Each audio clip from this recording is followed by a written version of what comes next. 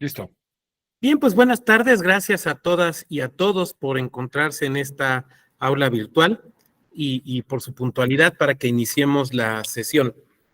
Fíjense que ayer me quedé con una duda de este planteamiento acerca de si una persona moral de naturaleza mercantil, respecto de la cual se hubiera dictado una sentencia en un procedimiento sancionador, por ejemplo local, podía o no recurrir al JDC. Me quedé ayer dándole vueltas al tema. Y hoy, dándole vueltas, lo platiqué con don Flavio Galván, que asumo ya les dio clase. Entonces le pregunté, doctor, ¿cómo ve este caso? Entonces lo empezamos a analizar y me dice, híjoles, creo que no hay un criterio claro. Me dice, pero mira, yo creo que sería un juicio electoral, me dice el doctor Galván, toda vez que no encajaría con claridad o exactitud en los supuestos del JDC y por lo tanto lo que no entra en el JDC o en algún otro juicio se va a JE, se va a juicio electoral. Entonces, pues ahora sí que me adhiero al criterio de don Flavio y se los platico para efecto de lo que habíamos platicado el día de ayer. Bueno, vamos a continuar. Ya la computadora ya carga. Parece que era un tema de actualización de algunas cosas y de ponerle una pasta de no sé qué, como para que no se calentara y otras cosas. Entonces ya está funcionando esto. Bueno, entonces vamos a regresar a la presentación y hacemos la misma dinámica que el día de ayer, ¿no? Vamos avanzando en la presentación y iremos dejando un espacio para comentarios y reflexiones que ustedes puedan tener, ¿no? Bueno, esto ya lo vimos. Aquí íbamos a empezar con el tema de procedencia del JDC. A ver, aquí hay algunas cosas que quiero comentar con ustedes. Ustedes saben que existe algo que se llama presupuestos procesales y que los presupuestos procesales son elementos absolutamente necesarios para que se pueda proceder a una relación procesal, se pueda dar una relación procesal que pueda dar por fin una sentencia válida, ¿no? Entonces, los presupuestos procesales resultan de estudio obligatorio y absolutamente necesario en dos momentos, ¿no? Uno, en la admisión del juicio, de la demanda, y dos, al dictar la sentencia, en la resolución. Se estudian, digamos, dos veces. Y tiene que ver con varios elementos. Uno de ellos es que efectivamente se esté promoviendo el juicio que resulte correspondiente, ¿no? Por lo tanto, estudiar los supuestos o elementos de procedencia resulta, pues, realmente importante. Lo segundo es que hay procedencia, digamos, fijada en ley o establecida en la ley, y otros casos donde la procedencia está determinada por criterios jurisprudenciales. Entonces vamos a ver, digamos, ambos, ¿no? Pero vamos a empezar hablando de aquellos supuestos que están expresamente previstos en ley. Déjenme tomar una nota nada más. En primer lugar, cuando no se haya obtenido la credencial de elector, ¿no? Esto ya lo platicábamos, fue el origen del JDC, cuando habiendo agotado los trámites, los procedimientos correspondientes, pues no obtenga uno la credencial para votar. Cuando teniendo la credencial no aparezca uno en la lista nominal. Ya ven que son estos ejercicios que se hacen desde hace muchos años, ¿no? Previo a la jornada electoral, se publica la lista nominal. Normalmente se hacía, ¿no? En lugares cercanos o en lugares populosos, digamos, o de fácil visita en las secciones electorales, no sea fuera de la tiendita, ¿no? Por ejemplo. Pero también saben ya que se puede hacer por internet, con la finalidad de verificar si uno aparece en la lista nominal y por lo tanto podrá uno votar. Y en caso de que uno no aparezca, pues uno puede hacérselo del conocimiento del INE, ¿no? Oye, tengo mi credencial vigente y no aparezco en la lista nominal correspondiente a mi domicilio. ¿Qué pasó? Y el INE a lo mejor contesta, no sé. No ha lugar a inscribirte toda vez que según nuestra base de datos, tu credencial ya caducó y no la renovaste. Bueno, da lugar a esta posibilidad. Ahora, desde luego, no podemos olvidar algo que el propio Tribunal Electoral, tanto salas regionales como sala superior, yo recuerdo sentencias de la Sala Toluca y de la Sala Ciudad de México, pues ya han señalado claramente, ¿no? O sea, la credencial para votar con fotografía no solamente es para votar, ¿no? También es, pues simplemente para identificarnos en tanto ciudadanas, ciudadanos, para acceder a realizar ciertos trámites o incluso para acceder a programas sociales, ¿no? Entonces, bueno, pues esto, vamos, no solamente tiene impacto formalmente en lo electoral, sino también en otros espacios. Cuando considere, decíamos haber sido excluido injustamente de la lista nominal o que se ha violado su derecho político a ser votado cuando se niega indebidamente su registro como candidato a un cargo de elección popular. Como pueden ver, los tres primeros supuestos que estamos viendo atañen justamente, decíamos, ese origen, ¿no? Que tuvo el JDC. El cuarto ya empieza a hablarnos de esta ampliación de la tutela de los derechos. Cuando se violenta el derecho a ser registrado como candidata o como candidato. Desde luego, ahí se puede presentarse, vamos a decirlo así, una violación doble, ¿no? Porque por un lado,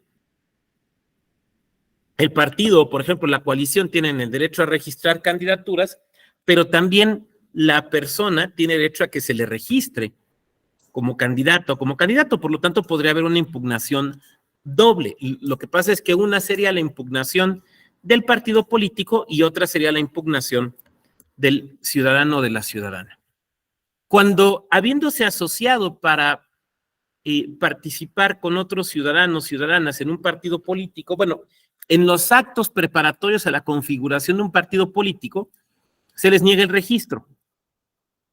Ustedes saben que estos trámites de constitución de partidos políticos, que es un procedimiento muy interesante, de repente hay gente que piensa que en México es muy fácil hacer un partido, ¿no? Y te dan financiamiento, y luego si el partido pierde el registro te quedas al final con la lana, ¿no? Y yo digo, bueno, pues estas gentes se quedaron justamente en la época del trife, ¿no? Pues ya no funciona así, es bastante complejo constituir un partido político. Y en México esto se puede iniciar tratándose de partidos políticos federales en el año siguiente al de la elección presidencial.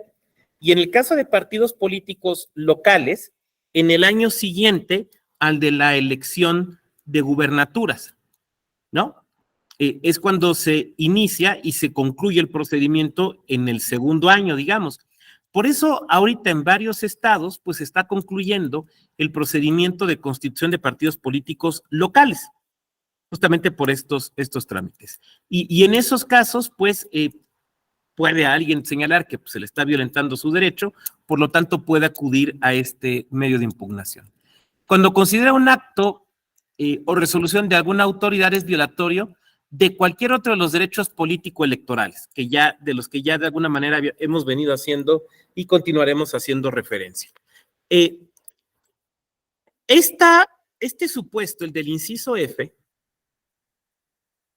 es el que abre la posibilidad a conocer de impugnaciones contra actos de otras autoridades no formalmente electorales y tampoco partidos políticos, pero que sin embargo su acción o su omisión afecta un derecho político electoral. Lo planteábamos ya aquí, ¿no? Lo relativo a la expedición de la Ley Federal de Revocación Popular. Déjeme tomar nota ahí de algo, porque aquí hay un tema interesante. Perdón, ¿eh? Revocación.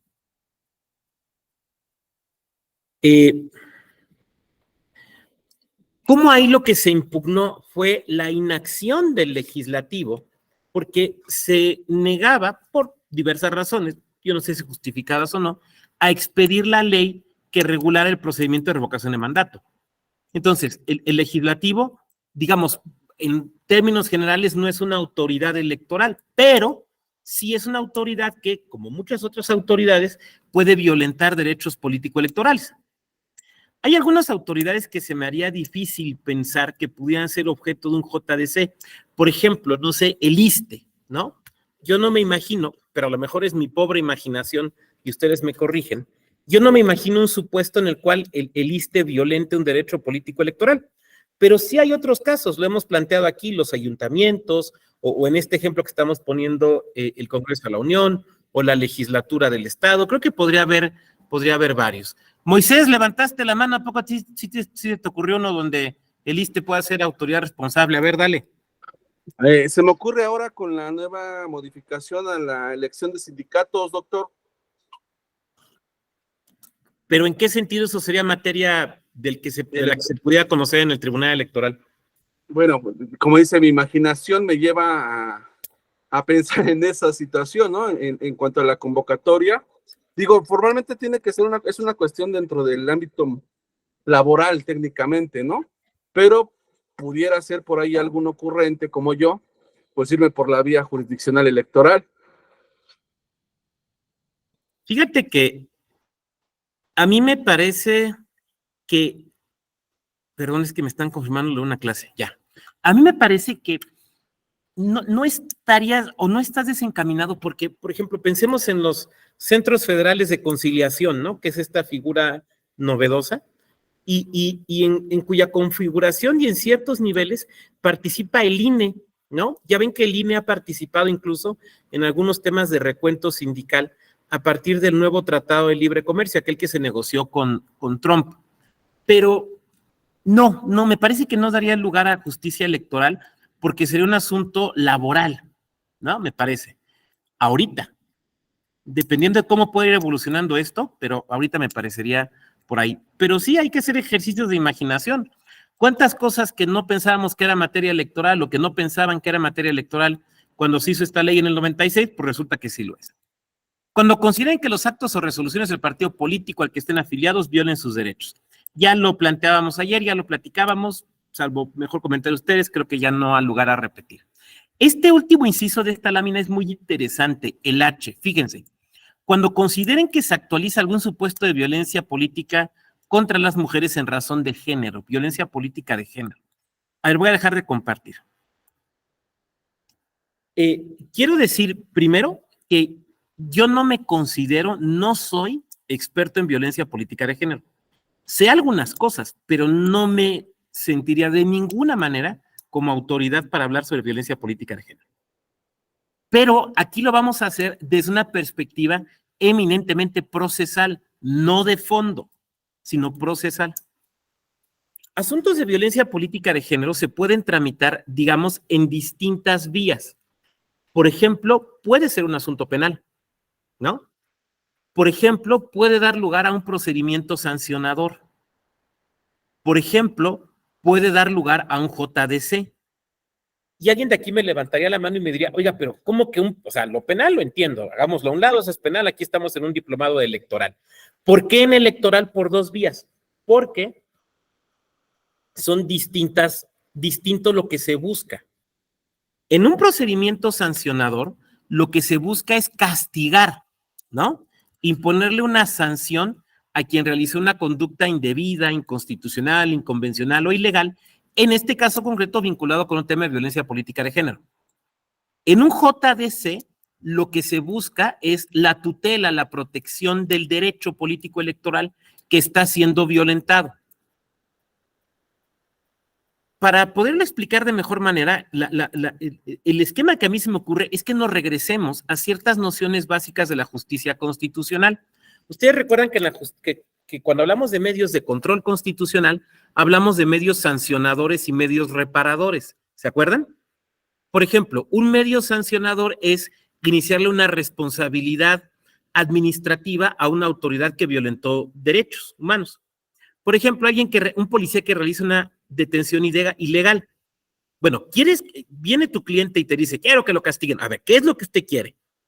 Que castiguen al policía, podemos iniciar un procedimiento de responsabilidad ante la Comisión de Honor y Justicia, ante la autoridad que corresponde, pero un procedimiento de responsabilidad, ¿ok? Ahora, lo que usted quiere es que su pariente salga de la cárcel, tenemos que tramitar un amparo. En el amparo no van a castigar al policía. En el procedimiento sancionador no van a dejar libre a la persona. ¿Se fijan cómo no se cruzan? En este caso es algo muy similar. El procedimiento especial sancionador, su finalidad es castigar a la autoridad que está indebidamente haciendo algo. En el JDC, la finalidad es tutelar, proteger, resarcir, reparar, ya parezco de la Micha dando sinónimos, reparar la violación del derecho, ¿ok? Ahora bien, por eso puede ser que un asunto de violencia política de género se vaya por PES o JDC. Esa es la primera posibilidad en la que podría proceder un JDC tratándose de violencia política de género. No sé si se oye el ruido que están trabajando aquí junto, les ofrezco una disculpa, pero bueno, aquí están haciendo obras en el edificio. La segunda posibilidad es que contra la sentencia de un PES, por ejemplo, un PES local, procedimiento especial sancionador, en materia de violencia política de género, se tramite un JDC, ¿no? Ya sea que la persona que lo promovió, o sea, la persona que denunció la violencia política de género y pierde el PES, contra la sentencia del PES promueva un JDC, o que la persona que fue condenada en el PES promueva un JDC. Como pueden ver ustedes, digamos, hay dos posibilidades para que se pueda presentar un JDC tratándose de temas de violencia política de género. Insisto, lo estamos analizando, lo estamos estudiando única y exclusivamente desde la perspectiva procesal, ¿no? Pero hay otros casos más, en virtud de los cuales también procede el JDC. Por ejemplo, cuando una candidatura impugne los resultados de la elección o la asignación de representación proporcional. Miren, no sé la experiencia, seguramente aquí tenemos compañeras, compañeros que trabajan en institutos electorales o que han trabajado en ellos, o en tribunales locales. Déjenme decirles que el tema de RP es un tema sumamente complejo. Alguien de aquí me levanta la mano y me dice, no, doctor, pues está bien fácil, está la fórmula en la ley. Ah, pues eso tampoco es hacer derivadas, tampoco no pueden aplicar la fórmula. Y yo diré, es que hay muchas variables. Les voy a platicar de una experiencia personal. Perdón, yo sé que luego hay gente que dice, es que el doctor Vado platica experiencias personales, pero bueno, las que tienen que ver con esto, tampoco les platico qué croquetas le compro a mi gato, ¿no? En el primer proceso electoral que me tocó vivir como consejero de OPLE, teníamos que hacer la asignación de RPs, ¿no? Y ustedes saben que para hacer la asignación de RP, de legislatura, las leyes tienen que tener varias definiciones. Votación total emitida, votación válida, todo este tipo de definiciones. Bueno, teníamos la fórmula. Nada más que la ley, yo no sé si por olvido o por una decisión política, no sé, no me toca a mí calificarlo, no definía votación válida emitida. O sea, era un concepto que estaba en la ley, pero no estaba definido. Entonces, ¿cómo corres la fórmula si te falta un elemento? Alguien de aquí me diría, ay, pues está muy fácil, doctor, aplíquenla de la LEGIPE. ¿Y por qué voy a aplicarla de la LEGIPE? La LEGIPE no es supletoria a las leyes electorales locales. O sea, la solución no está fácil, es lo que quiero plantear con ustedes. Tomamos una decisión interpretando de cierta manera e hicimos la asignación. Obviamente nos impugnaron, todos los partidos, prácticamente todos nos impugnaron.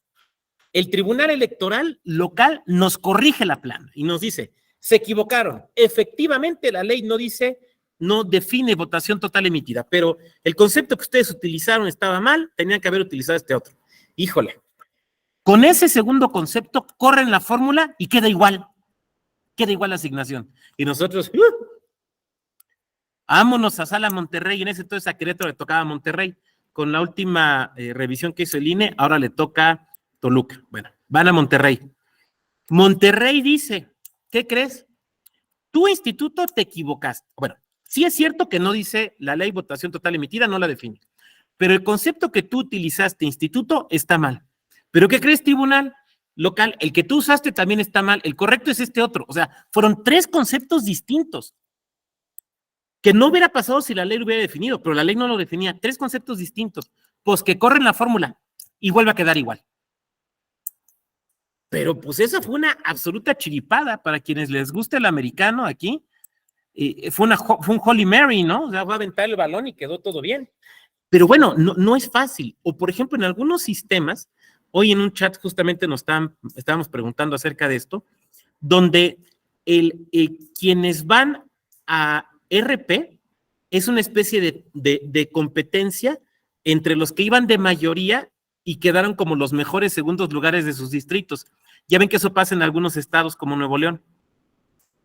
En otros casos, por ejemplo, es un modelo mixto en RP, donde fíjate, tienes por un lado una lista y por el otro lado tienes que hacer otra lista de los mejores segundos lugares, pero además le tienes que poner el componente de alternancia de género, pero además, al final de la asignación, tienes que corregir sobre representación y subrepresentación y hacer correcciones para efectos de cuestiones paritarias.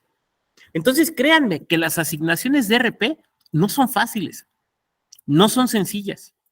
Parece sencillo correr la fórmula de la ley, pero puede ser, créanme de verdad, sumamente complejo. Esto lo pongo así, porque de repente hay gente que nos dice, es que está bien fácil, mire, la fórmula se corre así y así. No, mira, eso hasta en Excel la cargas y la corres. Ese no es el problema. El problema son las innúmeras variantes que se te pueden presentar con distintos problemas. Simplemente sobre y sub y cuestiones de paridad. Ahora, si a cuestiones de paridad le tienes que sumar acciones afirmativas, todavía se vuelve mucho más complejo.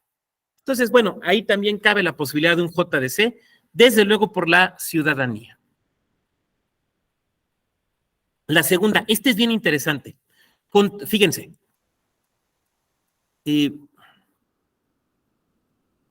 aquí estábamos hablando en el inciso E de ciudadanas y ciudadanos que están constituyendo un partido político, están en una organización que pretende constituirse como partido político y les niegan el registro, ¿no?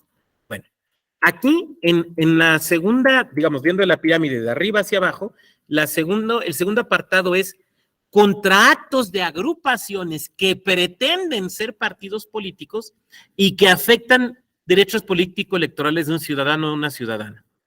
A ver, ¿a qué estamos haciendo referencia? Estamos haciendo referencia a agrupaciones, pueden ser asociaciones políticas, asociaciones civiles, ¿no? Agrupaciones que pretenden constituirse como partidos políticos y que en ese proceso de constitución como partidos políticos, sin serlo todavía no lo son, están en trámite. Sin serlo todavía, afectan un derecho político electoral. Y por lo tanto, contra esos actos de esa organización que todavía no es partido, pretende serlo, no sabemos si lo vaya a hacer, cabe la posibilidad de un JDC. ¿A quién se le ocurre un ejemplo, un caso de una asociación civil, de una organización de ciudadanas y ciudadanos que pretenda constituirse como partido político? Un caso donde esta organización afecte derechos político-electorales. Jonathan, adelante. La elección de sus autoridades internas, el tesorero, el secretario general de la propia asociación. Puede ser, sí, claro, sí. Por ejemplo, sí, claro, en las asambleas constitutivas, por ejemplo, ya sea que decidan irse por las distritales o las estatales, comentan alguna violación de derechos político-electorales, ¿no? Sí, claro, muy bien. Moisés, adelante. Podría ser desde la misma convocatoria a la asamblea constitutiva, que hay alguna exclusión de algún grupo. Recuerde que así que como grupos políticos, bueno, de interés político, pues algún líder no lo quieren en la mesa y hacen la convocatoria de cierta manera de que no tenga así que votitos adentro, escaños representantes. Podría ser también la convocatoria, doctor, se me ocurre. Podría ser, pensemos, por ejemplo, una convocatoria de una organización para su asamblea constitutiva, donde diga que se invita a la ciudadanía a la constitución del partido y les invitamos a todos, siempre y cuando no sean de tal religión, siempre y cuando no sean de tal orientación sexual. Claro, sí. Les voy a poner otra. A ver, ya ven ustedes que este tipo de organizaciones tienen que cumplir con la inscripción de un determinado número de ciudadanas y ciudadanos, ¿no? Entonces se hacen los registros y demás, incluso se pueden hasta utilizar estas herramientas tecnológicas. Entonces supongan que me meto a verificar y resulta que yo aparezco como uno de los afiliados a una organización que se quiere constituir como partido, ¿no? No sé, el Partido Liberal Demócrata Agrario Mexicano, para poner un nombre que jamás haya existido, ¿no? Entonces verifico que ahí estoy. No, pues es que usted dio el apoyo. No, ni mayes, yo jamás, nunca lo di. Me están afectando porque me están afiliando indebidamente. No todavía un partido, pero sí una organización que quiere ser partido, ¿no? Entonces, claro, puede suceder que una organización que pretende constituirse como partido político violente derechos político-electorales. Y el procedimiento de constitución de partidos políticos es bien interesante. A mí me gusta, me tocó vivirlo desde un OPLE. Es intenso, es complicado, es pesado, es difícil. A veces te ven como el peor aliado, más bien como el peor enemigo. Pero es sumamente interesante, sumamente interesante. Contratos que vulneren los derechos de quienes realizan observación electoral. Por ejemplo, tan sencillo como esto, ¿no? Realizas el trámite para constituirte para que te registren como observador u observadora electoral y te lo niegan injustificadamente. Cabe un JDC. O, por ejemplo, te niegan el acceso a un acto electoral. Por ejemplo, ahora que acaban de pasar las elecciones en Coahuila y en el Estado de México, vimos que hubo un muy alto número, muy interesante número de observadoras y observadores electorales. Yo tengo la impresión, es opinión personal y ustedes desde luego podrán rebatirla, que la observación electoral es buena por dos razones. Primera, te ayuda a transparentar y a legitimar la elección. Segunda, los informes de los observadores y las observadoras te permiten mejorar tus procedimientos como autoridad electoral. Entonces, yo creo que la observación electoral es algo bueno. Pero también debemos entender que no se circunscribe solamente a la jornada electoral. Puede haber otras observaciones electorales muy interesantes. Por ejemplo, acudir a sesiones de cómputos. Por ejemplo, acudir a actos relativos al PREP. ¿No? O sea, o acudir a los órganos desconcentrados electorales para ver cómo sesionan y resuelven temas como registros de candidaturas, conocer esos procedimientos a fondo. Vamos, lo que estoy tratando de decir es que la observación electoral va más allá que solamente el día de la jornada. Eso es lo que quiero precisar. Entonces, vamos a suponer que se están violentando los derechos de un observador o una observadora electoral, pues desde luego ahí cabe la posibilidad de interponer también un JDC. Después, y esto nos va a detener un poco, contra actos legislativos de naturaleza político-electoral. Híjole. Aquí sí se pone bien interesante la cosa. Tiene que ver con una plática, una conferencia que he dado en algunas ocasiones. A ver, tenemos un problema. Los límites entre lo electoral y el derecho parlamentario son muy porosos, o entre lo jurídico y lo propiamente político. Son límites muy porosos. Y esto obliga, por lo mismo, a una constante revisión de dónde se encuentran los límites entre uno y otro. Aquí me voy a detener un rato porque creo que lo amerita, sobre todo a raíz de algunas últimas decisiones de sala superior. Hace muchos años, en 2011, se fijó un criterio en un asunto que se conoció como el caso de la fracción de convergencia en el Senado. Fue un asunto que tuve la oportunidad de conocer a profundidad porque fue mi primer contacto formal con el Tribunal Electoral hace más de 10 años. El tribunal me contrató, era yo un humilde profesor provinciano. Bueno, lo de humilde, lo de profesor, lo sigo siendo. Y me contrataron para hacer el comentario de esa sentencia. Y para mí es muy curioso leer ahora ese comentario, porque yo siento que me quedó bastante bien. Bueno, lo publicaron, supongo que no estaba mal, pero ahora es absolutamente obsoleto. O sea, de repente uno vive tanto como para ver que sus ideas ya no sirven. Entonces, leo ese texto y digo, pues ya no sirve, porque en ese asunto se fijó un criterio interesante donde el Tribunal Electoral dijo, a ver, Los asuntos que tengan que ver con la conformación de las comisiones internas del Congreso de la Unión, y diríamos entonces de los congresos, probablemente tendríamos que ampliarlo también a los ayuntamientos, no son objeto de derecho electoral, sino son estrictamente derecho parlamentario. Ese es un asunto interno. Pero este criterio cambia cuando se resuelve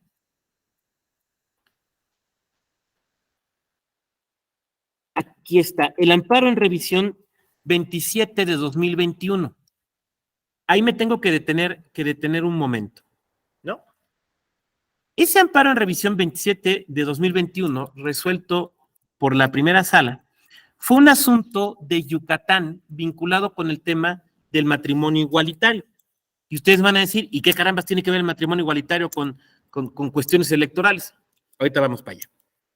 Ustedes saben que a partir de los famosos amparos Oaxaca, la Suprema Corte estableció que era inconstitucional limitar el matrimonio solamente a personas de distinto sexo. Entonces, pues, algunas entidades de buena gana empezaron a modificar su legislación, pero otras, pues, como diría Vallarta, a golpe de sentencia o a golpe de jurisprudencia. Uno de esos casos fue Yucatán, donde a golpe de amparo, pues se tuvo que obligar a la legislatura a que corrigiera su legislación local. Pero lo que pasa es que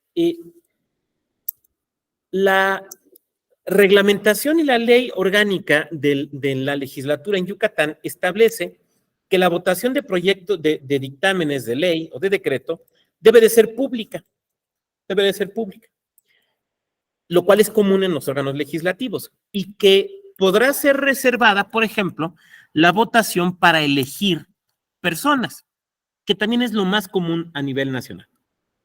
Pero cuando votan el dictamen, un dictamen ya forzado por sentencias, cuando votan el dictamen para permitir el matrimonio entre personas del mismo sexo, lo que deciden en Yucatán es hacer votación reservada, como para que no se supiera qué diputado y qué diputadas votaron a favor o en contra de esa ley, ¿no?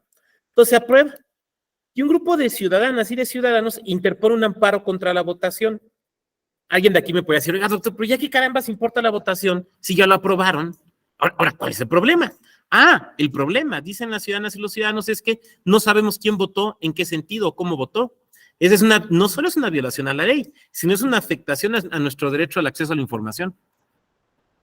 Y entonces, en ese asunto, la Suprema Corte dice algo importantísimo. Dice que los actos intraparlamentarios que violen derechos humanos están sujetos a control constitucional o a control de justicia constitucional, salvo, fíjense lo que voy a decir, salvo excepción prevista en la propia Constitución. Vuelvo a repetir, es muy importante que yo pueda ser claro. Los actos intraparlamentarios que violenten derechos humanos están sujetos a la justicia constitucional, salvo que haya excepción prevista en la Constitución, no en la ley reglamentaria. ¿Se fijan? No en ley reglamentaria, sino en la propia Constitución. Esto lo dice para efectos de amparo. Cuando se dicta esta sentencia en el 2021, en ese mismo año se presenta un asunto en sala superior que es el sub-JDC 1453 de 2021, donde lo que se plantea es exactamente la indebida integración de la comisión permanente del Congreso de la Unión por la exclusión de senadoras y senadores del grupo independiente, ¿no? Le llaman el grupo plural. Siguiendo el criterio de 2011, el criterio que se conoció como el caso de convergencia en el Senado, uno diría, bueno, no al lugar, hay que desechar este JDC porque es una situación partidaria. Pero entre ese criterio de 2011 y esta sentencia de sala superior, se cruza este amparo, donde la Corte está diciendo sí se pueden judicializar los actos intraparlamentarios que violentan derechos, como el derecho a la representación, como el derecho al ejercicio pleno del cargo, o sea, voto pasivo. Por lo tanto, sala superior tiene que entrar y decir, ¿sabes qué? Esto sí es judicializable. Por lo tanto, tenemos que sumar este último criterio. También son judicializables en JDC actos legislativos de naturaleza política electoral siempre que se presenten dos supuestos. Uno, que se violenten derechos político-electorales. Dos, que no haya excepción constitucional. O sea, si la Constitución dice esto no es judicializable, pues no es judicializable. Como ustedes habrán notado, recordarán del año pasado, esta sentencia de Sala Superior provocó enojos, no solo de una fuerza política, sino lo utilicé en plural, y provocó una reforma legal a la Ley Orgánica del Poder Judicial de la Federación para efectos de prohibir este tipo de competencia para el Tribunal Electoral. Sin embargo, en una acción de inconstitucionalidad, la Corte lo declaró inconstitucional. Recientemente, hace cosa de más o menos 2 meses y medio, 3, ustedes recordarán, hubo una propuesta de reforma a las facultades del Tribunal Electoral y de la Suprema Corte. Una propuesta en el Congreso de la Unión apoyada por todos los partidos políticos, con excepción de Movimiento Ciudadano. Y allí se planteaba que este tipo de controversias no las pudiera conocer el Tribunal Electoral, sino la Suprema Corte de Justicia de la Nación.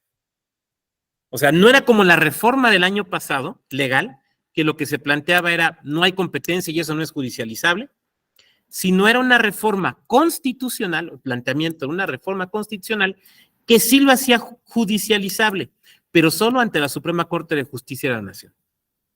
Sabemos también que ese proyecto no cuajó, que no avanzó,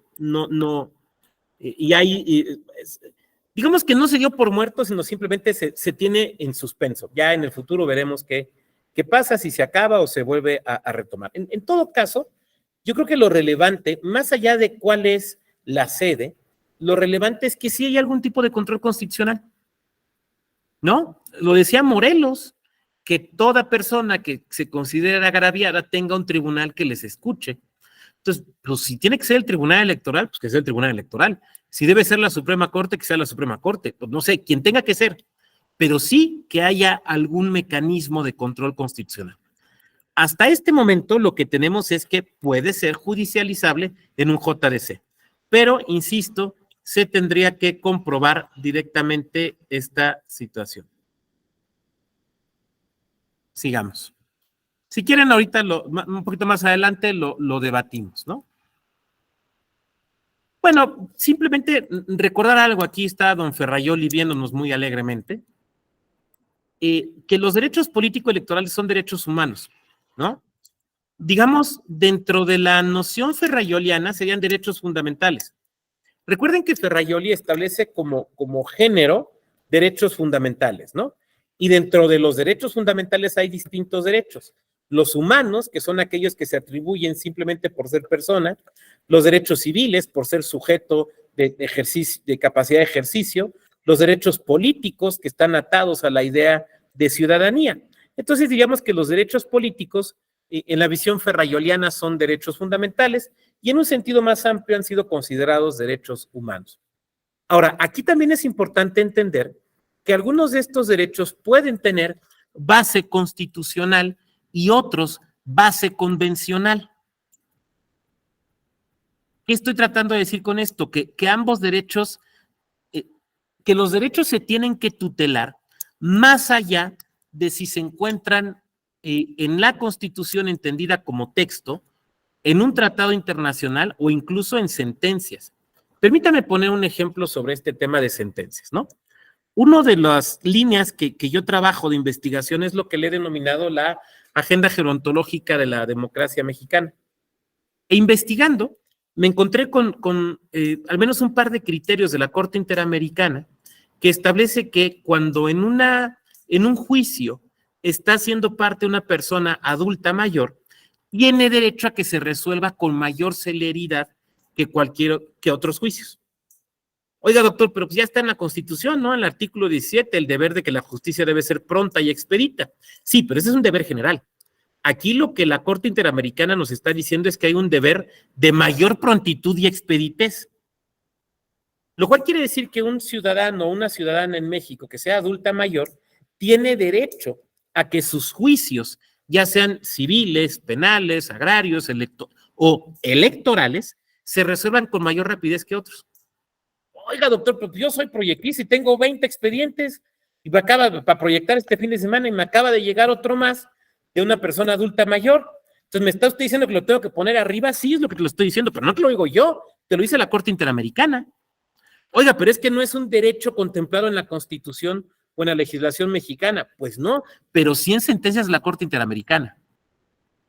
Eso quiere decir, esto reivindica, digamos, algo que ya hemos dicho antes, que los derechos no se encuentran en un solo texto, no solo se encuentran en la Constitución, o bueno, sí se encuentran en la Constitución, entendida como librito, pero también en los tratados, pero también en sentencias. Y todo eso forma parte de lo que se considera como como propiamente el concepto de constitución más allá del libro. Me piden el caso así, como un poquito más adelante, hacia el final, con gusto se los digo. No lo traigo en la memoria. Lo que pasa es que es el nombre de un sindicato de jubilados de Perú, pero son como 10 siglas. No lo tengo en la memoria, pero sí tengo el dato. Entonces, permítame avanzar y con gusto les puedo dar el dato, ¿no? Bueno, esto yo creo que nos lo podemos saltar. Sí, es que esto ya lo vimos. Bueno, a ver. Esto sí es muy importante. A ver. Cuando se resuelve un JDC que tenga que ver con el derecho al voto, tenemos que recordar los principios del voto y tenemos que resolver el asunto.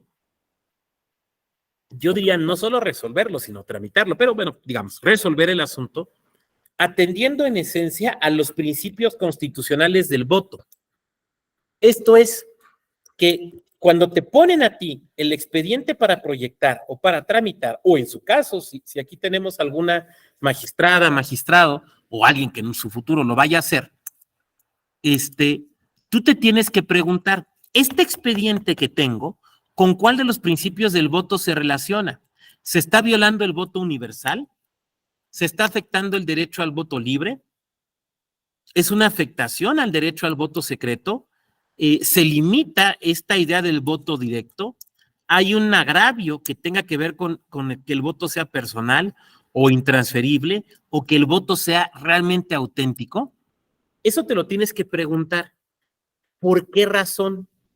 Porque, como platicábamos el día de ayer, y yo supongo que a lo largo del diplomado les debe haber quedado muy claro, la justicia electoral no es justicia de legalidad, o mejor diría, no es exclusivamente justicia de legalidad, es esencialmente justicia de constitucionalidad. Por lo tanto, lo relevante es que nos preguntemos esto, ¿no? ¿Cómo lo está afectando? Ahora, alguien de aquí podría decirme, bueno, pero mire, yo soy de un tribunal local, yo no conozco JDC. Bueno, pero conoces, digamos, el JDC local, ¿no? Siempre hay JDCs locales. Y cuando tiene que ver con cuestiones de voto, pregúntate esto.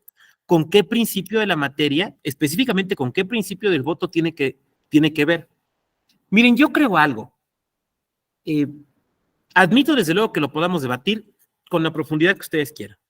Pero yo sostengo que todo funcionario electoral, toda funcionaria electoral, no importa si es la consejera presidenta Tadei o es el compañero que está trabajando temporalmente haciendo notificaciones, debemos de tener la capacidad de relacionar cualquier acto que estemos haciendo con un principio de la materia, con un principio del voto, con un principio de las elecciones.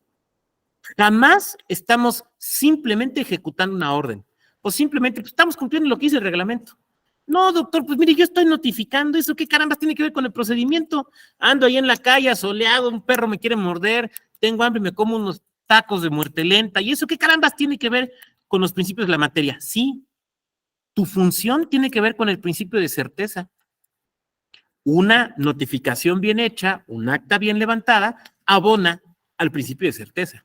Mal hecha, afecta al principio de certeza, ¿no? Entonces, todos nuestros actos, creo, insisto, lo podemos debatir, debemos poder relacionarlos con alguno de los principios de la materia. Si tú estás resolviendo un JDC que tiene que ver con el derecho al voto, ¿con cuál de estos principios se relaciona? Porque, perdón, pero creo que no me podrías decir, no, con ninguno. Con ninguno. Claro, se relaciona con alguno. Puede ser que con más de uno. Pero aquí, un poco lo que te pido es que tú hagas el ejercicio, ¿no? O sea, tú lo tienes que hacer respecto del caso concreto que estás planteando. Creo que sí es el FEMAPOR, creo que es este caso que nos están poniendo, pero ahorita lo vemos. Bueno, estos derechos ya los vimos.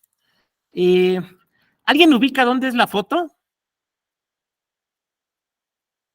La puse porque me tocó ir a dar una presentación de un libro allá donde hablamos de esto. ¿Alguien ubica dónde es la foto? ¿No? ¿No tenemos nadie aquí de Quintana Roo? Es el Congreso de Quintana Roo, que me gusta mucho, tiene una estructura de caracol, pero además la entrada, digamos, porque está enfrente del mar, está en el malecón. Entonces la entrada da al mar, entonces entra la brisa del mar y enfría el edificio. Una cosa muy bien diseñada, muy bien pensada y muy agradable. Pero bueno, simplemente lo puse ahí porque me tocó ir a hablar por allá de estos temas. Bueno, el derecho de asociación, ya lo platicábamos también. El derecho de afiliación. Bueno, estos, a ver, a lo mejor sí hay que profundizar un poco, ¿no? Porque el derecho de asociación en materia política implica eso, ¿no? El podernos juntar con otras personas con las que compartimos cierta visión política o del estado de cosas de la nación para crear una nueva persona jurídica, un partido político. Y este partido político va a ser una persona moral que se va a proyectar a lo largo del tiempo. Es entonces una forma del derecho de asociación, pero diversa del derecho de asociación, no sé, en materia mercantil o civil, porque tiene que ver aquí con el ejercicio de derechos políticos. También con la salvedad de que solo puede ser ejercido por ciudadanas y ciudadanos mexicanos. Ahora, el derecho de afiliación política que se desdobla en varios, ¿no? El derecho de formar parte, de conservar la pertenencia a un partido político, pero también el derecho a retirarme del partido, a desafiliarme, a darme de baja. Solo puede ser realizado por la ciudadanía mexicana. Ahora, desde luego, aquí tendríamos que admitir un pequeño matiz. Hasta donde yo conozco, todos los partidos políticos, pero me pueden corregir, a lo mejor alguno cambió ayer sus estatutos y no me la sé, tienen, digamos, secciones juveniles, donde a lo mejor un joven o una joven de 17 años, pues puede entrar, ¿no? Y ahí anda en las juventudes del partido. ¿Se vale? Sí, sí se vale. No es un derecho formal de afiliación, pero bueno, ya es una forma de irse dando en el involucramiento político. Este derecho, desde luego, debe ser libre, no se permite la afiliación colectiva. Miren, esto de la prohibición de la afiliación colectiva, ya lo sabemos desde hace muchos años, pero cada que tenemos un proceso de constitución de partidos políticos, nos brinca, siempre nos brinca. ¿Por qué? Pues porque por ahí andan diciendo que no, este partido es de una determinada confesión religiosa y entonces a todos los hermanos y todas las hermanas los afilian. O este partido lo está promoviendo tal líder sindical y a los de todo el sindicato ya en automático los afiliaron. Entonces, esta es una disposición que ya tiene varios años, data de los 90s, que uno diría, oiga, doctor, pues eso ya está muy visto, ya nos lo sabemos, pero año tras año, bueno, no año tras año, pero proceso, época de constitución de nuevos partidos políticos, siempre nos brinca, siempre nos brinca. Entonces, bueno, sí hay que recordarlo. Pueden suspenderse o perderse, decíamos, pero siguiendo las reglas del debido proceso. ¿Cuáles son los principios del debido proceso? ¿Quién me acusa? ¿De qué me acusa? ¿Con qué pruebas me acusa?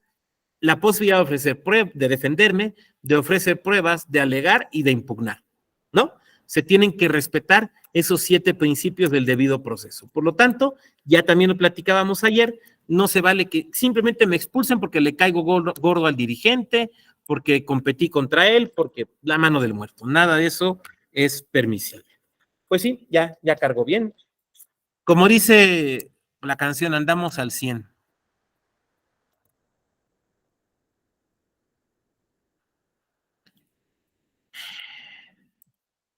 Bueno, el derecho de petición, que también se puede tutelar.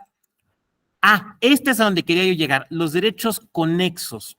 Esta es la jurisprudencia que los respalda. ¿Quién nos puede ayudar a leerla? Alguien que ande que esté en computadora y no en celular o en tableta. Claro, Adelante, con dale. todo gusto. Jurisprudencia 36/2002. Juicio para la protección de los derechos político-electorales del ciudadano procede cuando se aduzcan violaciones a diversos derechos fundamentales vinculados con los derechos de votar, ser votado, de asociación y de afiliación.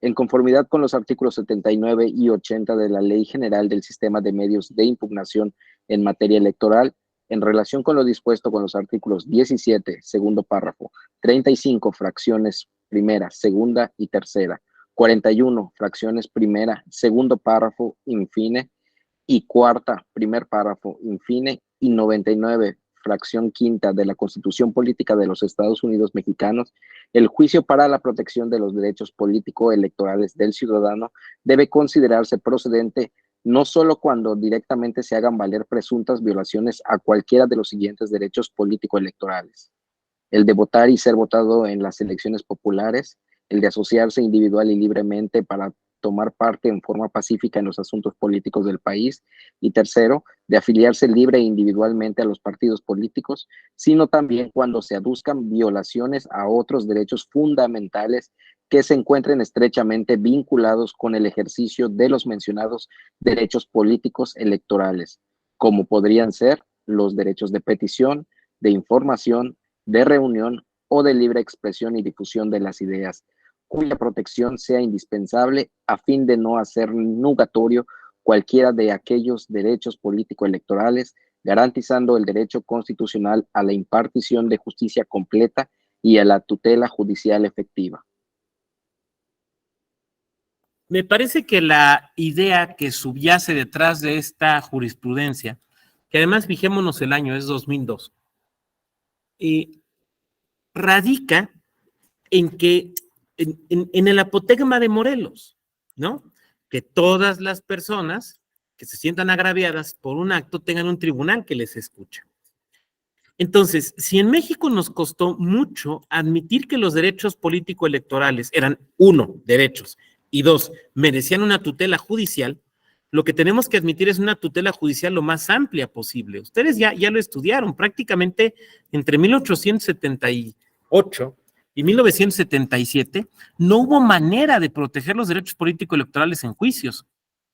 Y pasaron muchas cosas, la elección de 1910, el tema de los enriquistas, la matanza de León en los 40, pasaron muchas cosas hasta que volvimos a juridificar los derechos político-electorales y jurisdiccionalizarlos, estableciendo la posibilidad de su tutela en sede judicial. Entonces, por eso me parece que se justifica y sobre todo que se entiende la amplitud de este derecho. Bien.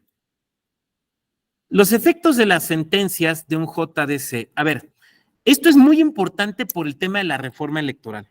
Y ahorita lo voy a platicar.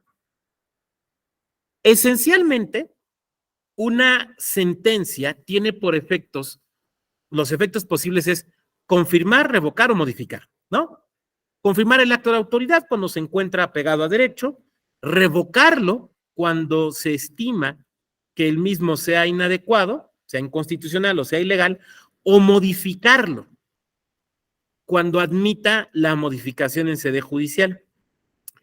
Pero en los JDCs también puede suceder que lo que se haga sea reconocer la existencia de una omisión. Por ejemplo, una omisión legislativa.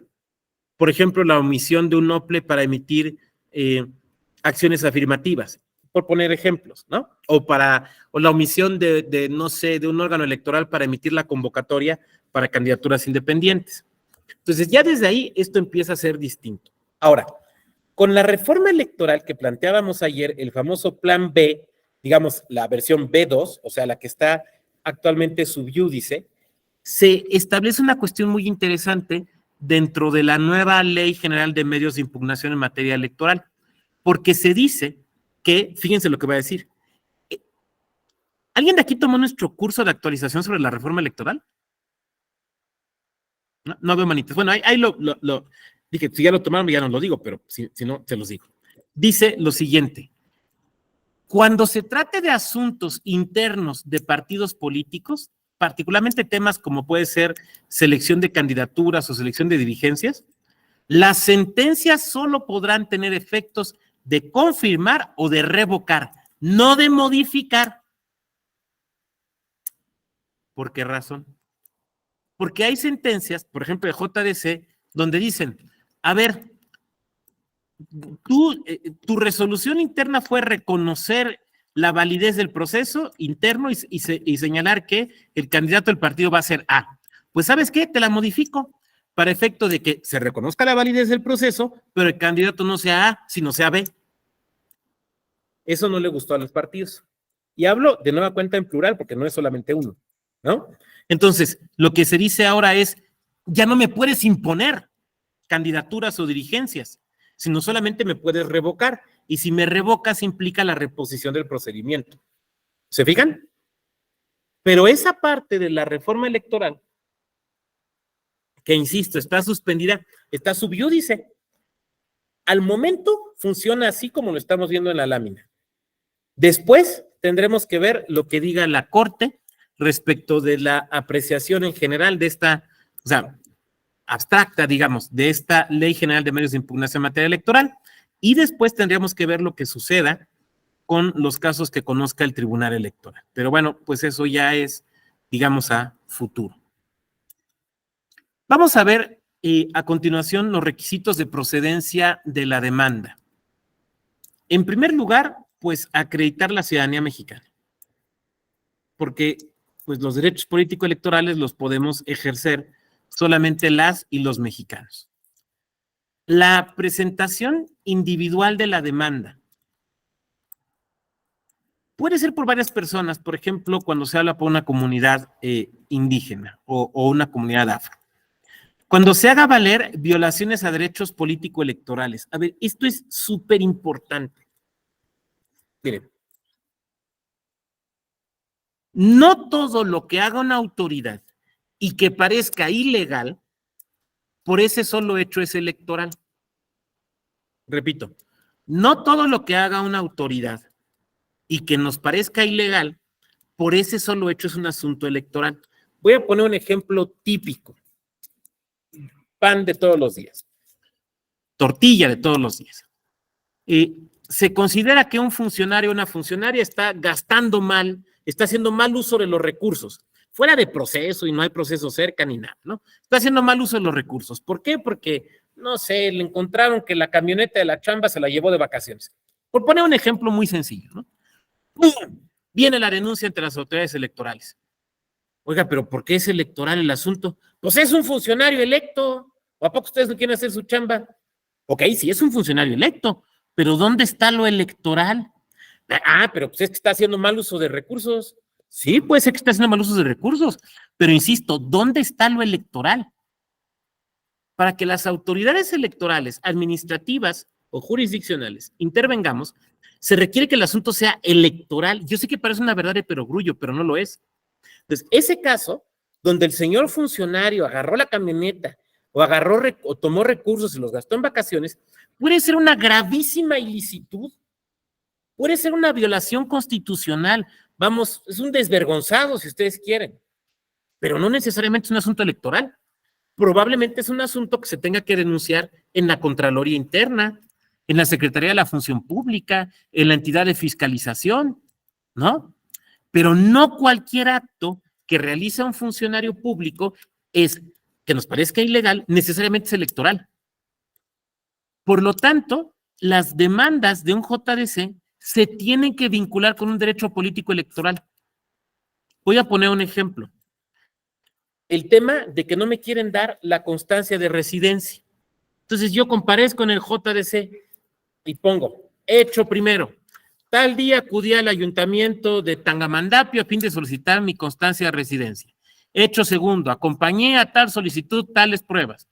Hecho tercero, como se comprueba con la documental anexa, el secretario del ayuntamiento me contestó que no hay lugar a expedirla por X razones.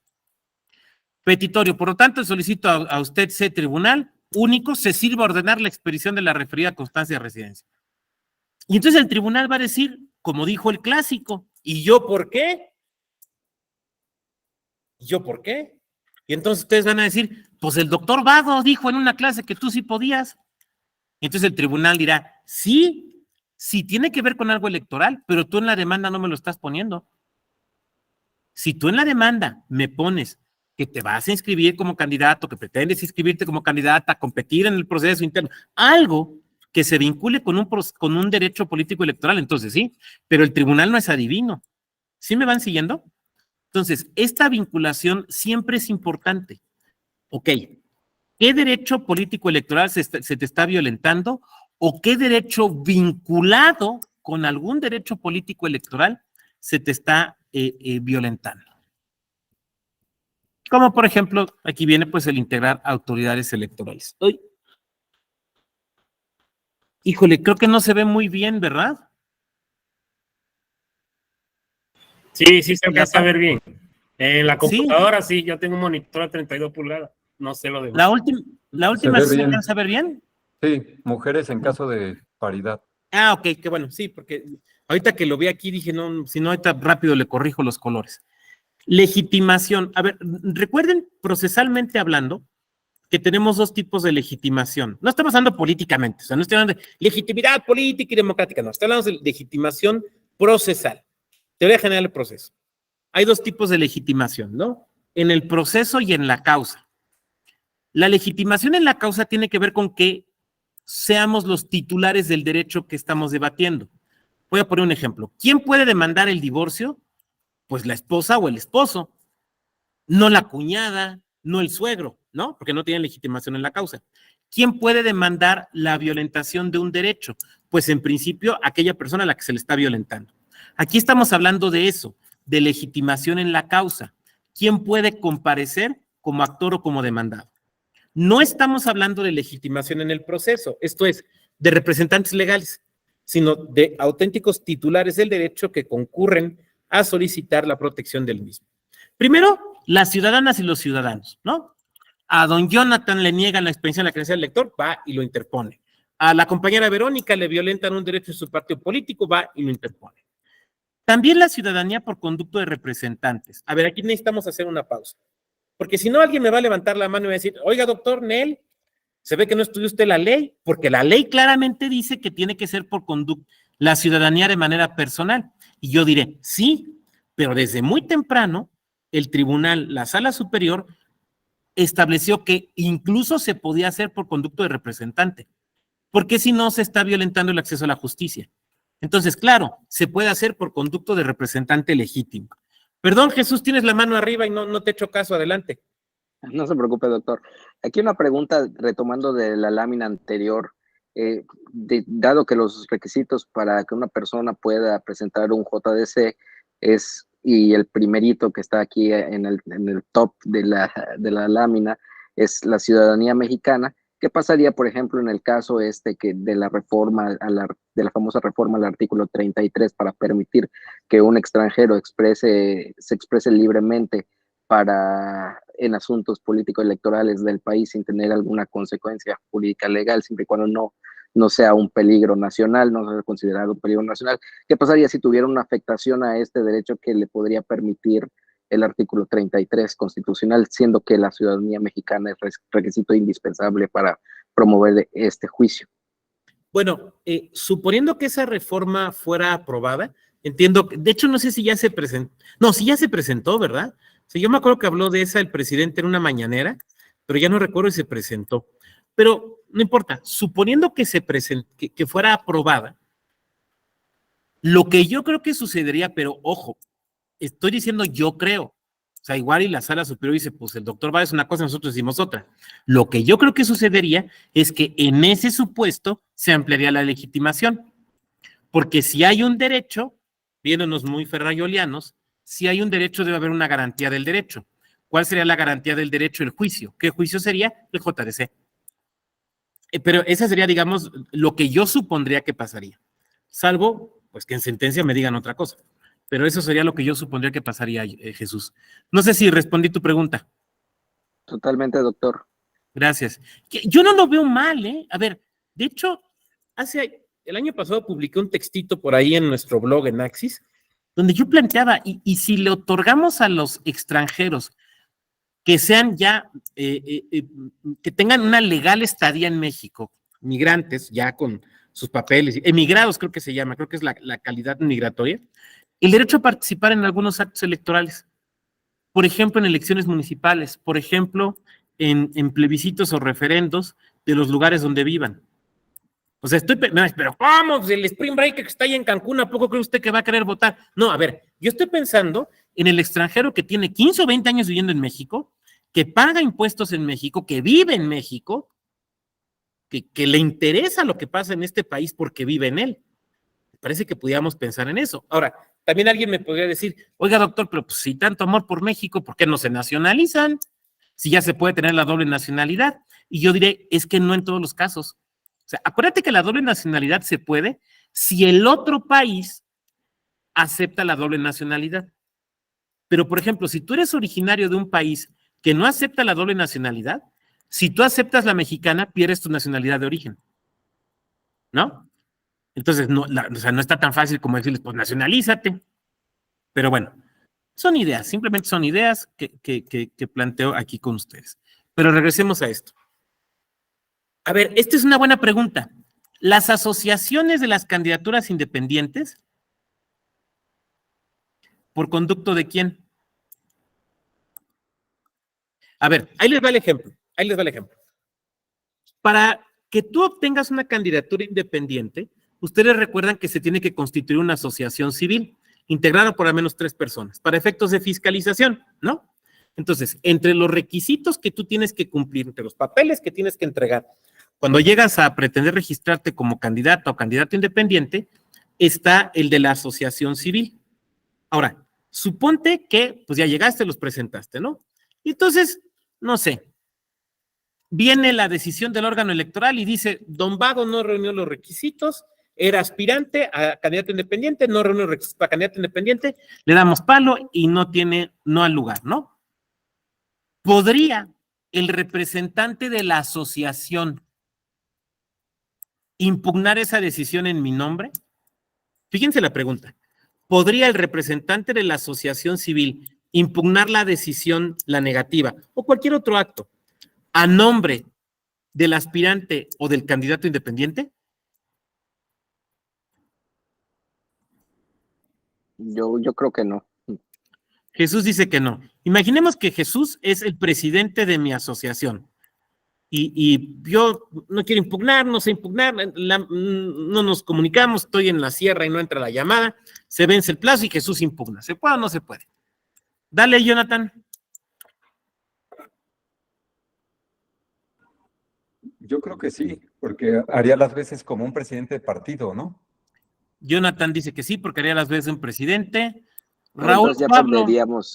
perdería, si fuera por esa razón, entonces pues se perdería el sentido del JDC, que es la protección de los derechos políticos de un ciudadano. A ver, Raúl Pablo y luego Moisés y luego seguimos. Tengo entendido que la Judicatura Electoral ha dicho que no, que la ACE no puede intervenir, pero en mi opinión debería ser que sí, y justamente para maximizar el derecho de acceso a la justicia de los aspirantes y candidatos sin partido. Moisés. A menos que tenga facultades expresas. Recordemos que como candidato independiente, en el acta constitutiva, de acuerdo a los modelos de acta constitutiva que manda tanto el INE o el OPLE, es de manera genérica, pero podría haber una cláusula para actos de representación. Yo considero que sí tendría potestad para interponer algún JDC a nombre del aspirante. Muchas gracias, Moisés. Creo que, digamos, la respuesta tal y como la tenemos en la actualidad es lo que nos dice Raúl. Tiene que ser el aspirante o la candidatura independiente de forma personal o su representante legal. Y entonces me dirán, oiga, pero el representante legal de la asociación es representante del candidato. No. Entre otras razones, porque la asociación es una persona moral, o sea, es una persona jurídica distinta del candidato o candidata. Una. Y dos, porque la naturaleza de la asociación es solamente para efectos de fiscalización. La finalidad de la asociación solamente es para efectos de fiscalización, no para efectos de representación. Por lo tanto, no podría. Moisés, veo tu mano arriba, ¿querías completar algo? ¿No? Ok. No, doctor, ya la bajé. Integrantes o colectivos en situación de vulnerabilidad. Y también tenemos mujeres en caso de paridad. A ver, en esos casos puede ser que una persona se irrogue el derecho de representar, digamos, a un grupo. Por ejemplo, en el primer caso, en el de grupos en situación de vulnerabilidad, no sé, la comunidad LGBTIQ. O, por ejemplo, en el caso de paridad o de acciones afirmativas a favor de las mujeres, claro, yo sé que la paridad no es acción afirmativa, estoy diciendo paridad y o acciones afirmativas, puede interponerlo una mujer en nombre, digamos, del colectivo de mujeres, entendiendo como colectivo de mujeres todas las mujeres, no un colectivo o una asociación en particular. Como pueden ver, ahí se amplía el derecho.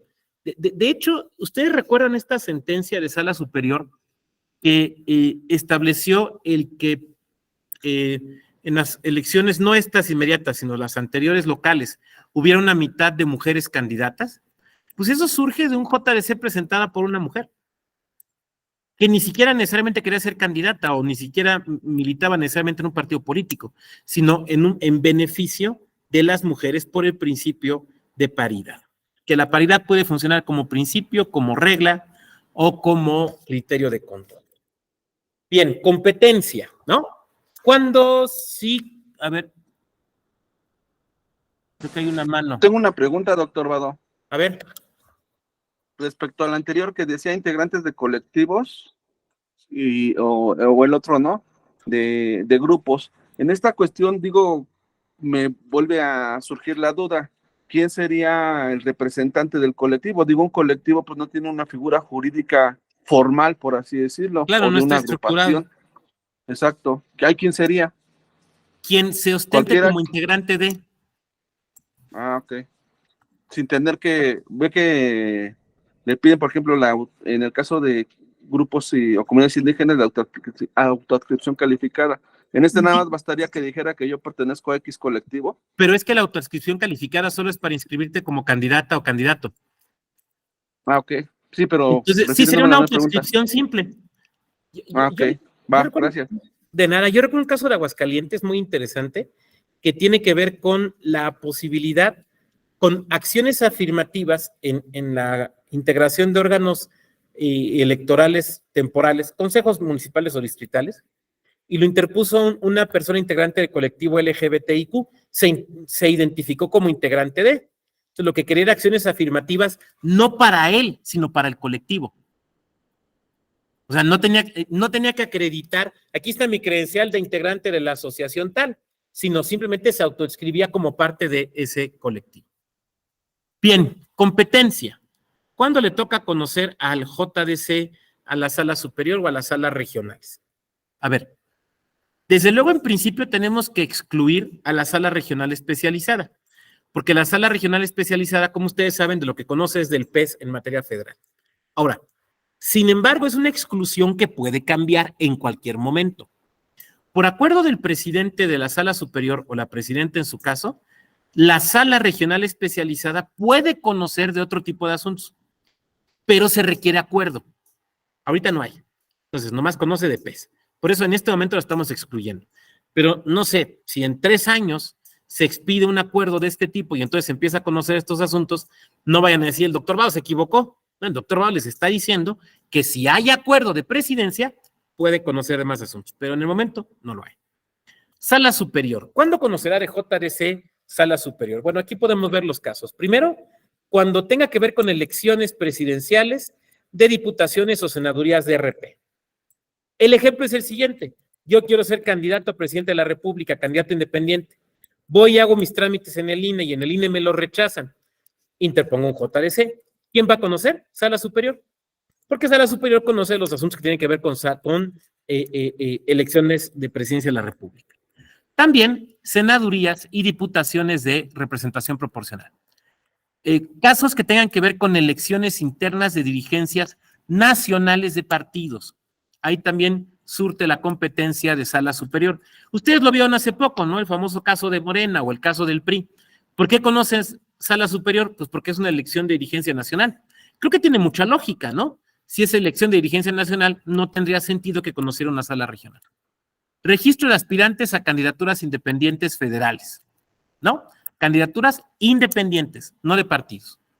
Integración de autoridades electorales federales y locales. Por ejemplo, impugnas un NOPLE, la integración de un NOPLE o de un tribunal electoral local. ¿Quién conoce? Sala superior.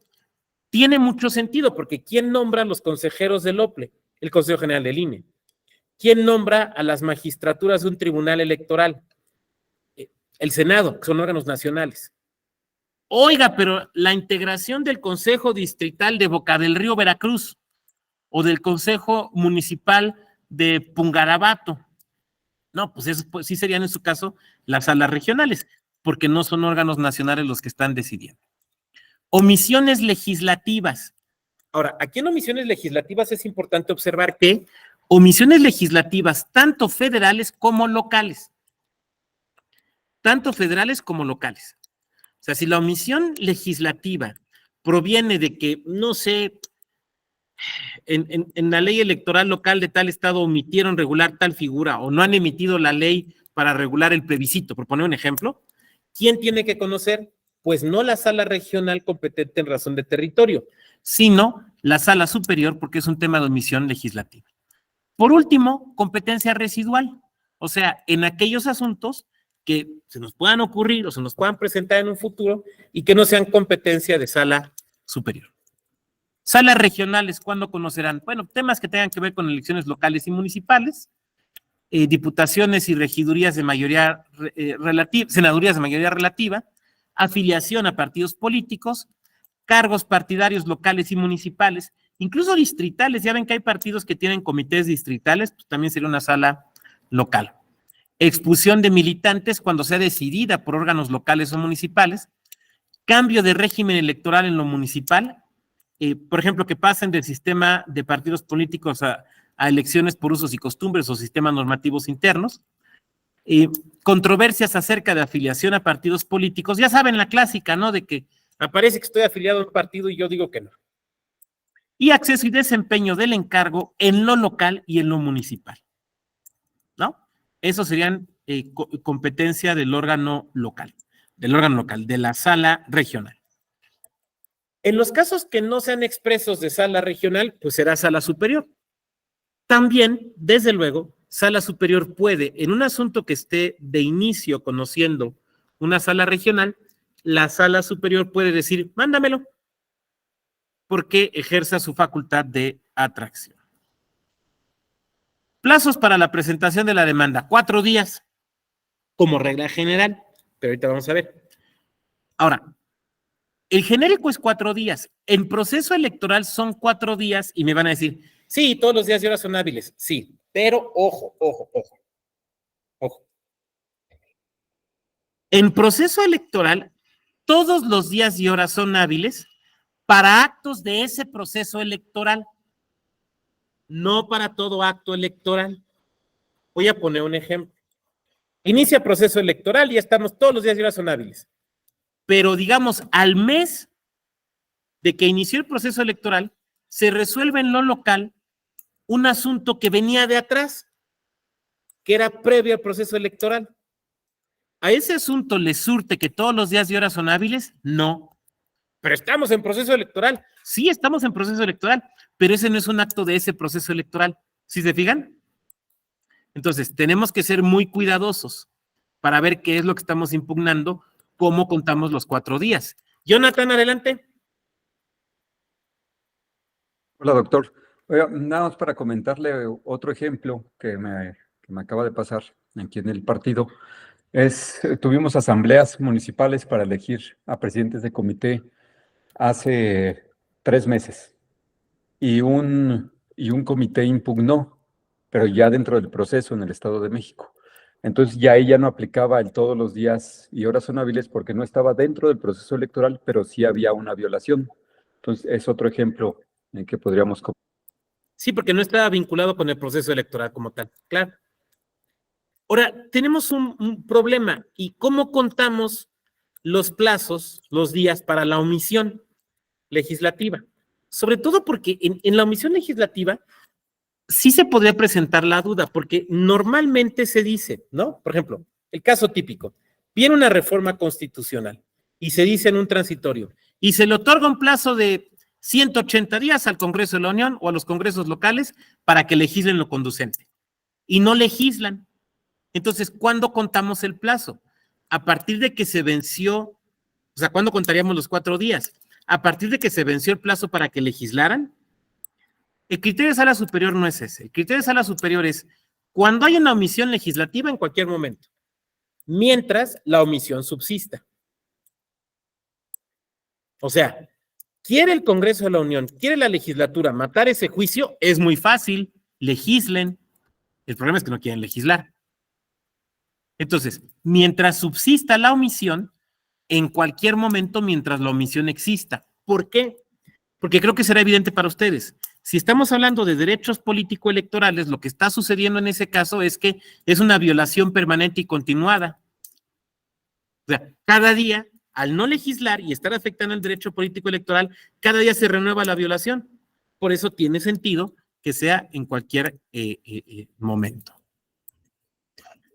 Presentación de la demanda. Bueno, digamos que básicamente hay 3 formas de presentar la demanda, ¿no? Por escrito, ante la autoridad responsable, que es la forma común. Se puede hacer por correo postal, por ejemplo, desde el extranjero. Cuando vienen los periodos de credencialización desde el extranjero o de inscripción en la lista nominal para votar desde el extranjero de ciudadanas y ciudadanos mexicanos, pues esto se hace desde allá. Y el INE pone incluso al alcance de la ciudadanía modelos para demandar, que se pueden mandar por correo certificado desde el extranjero. No hay mayor problema. Bueno, esto del correo certificado genera un tema. Déjenles platico una anécdota que no es mía. Esta nos la platicó en un evento hace muchos años, hace como 10, en un evento sobre educación cívica en el Instituto Electoral del Estado de México. Un consejero, no recuerdo el nombre del consejero, no quisiera inventármelo, pero me acuerdo mucho, que dice que cuando se implementa el voto por correo, pues ya ven que es por correo certificado, ¿no? Bueno, es que empezaron a tener problemas con algunos países donde no había correo certificado, sino lo que había era correo, no correo certificado, o sea, no había piezas certificadas. Entonces se hablaba con las autoridades de este país, oye, es que pues aquí hay mexicanos que puede ser que quieran votar y tiene que ser por correo certificado. ¿Qué es eso del correo certificado? Ah, pues mira, ¿ustedes no lo tienen? No, aquí tenemos el correo común y corriente. No, mira, el correo certificado es un tipo especial de correo por el cual hay un cercioramiento de que la pieza postal fue entregada por el cartero o la cartera en el lugar donde se tenía que entregar. Entonces nos platicaba este consejero que estas autoridades de estos países nórdicos decían, ¿y por qué no se entregaría la carta? O sea, su reflexión era, ¿por qué tiene que tener eso en México? Pues que no, las cartas siempre se entregan. Entonces ahí tiene uno que ponerse a explicar y qué pena sacar la ropa sucia enfrente de los invitados, ¿no? Pero bueno, correo certificado. Y la otra posibilidad que ustedes conocen es por medio del portal en línea.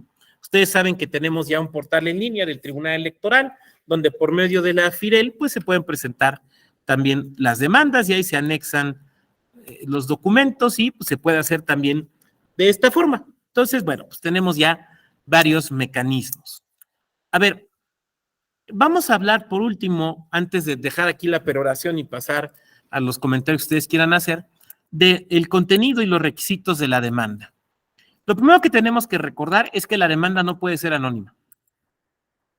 En el modelo de justicia mexicano se tiene que poner el nombre de la ciudadana o el ciudadano. Ahora, ¿se tiene que acreditar prueba de ciudadanía?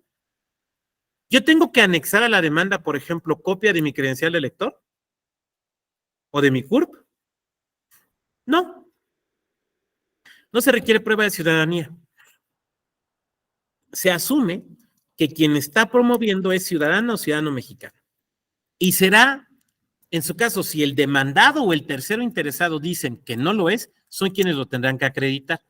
Pero de entrada, si el compañero Raúl Pablo Moreno demanda, se asume que él es mexicano. Si yo digo en mi contestación, en mi informe, que él no es mexicano, yo tendré que acreditarlo, que no lo es.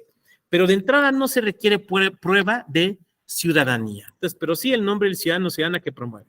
El domicilio, para hoy recibir notificaciones, o sea, el famoso domicilio procesal, que es una forma del domicilio convencional, que por regla general tiene que estar situado en el lugar en el cual se encuentra la sala que va a resolver.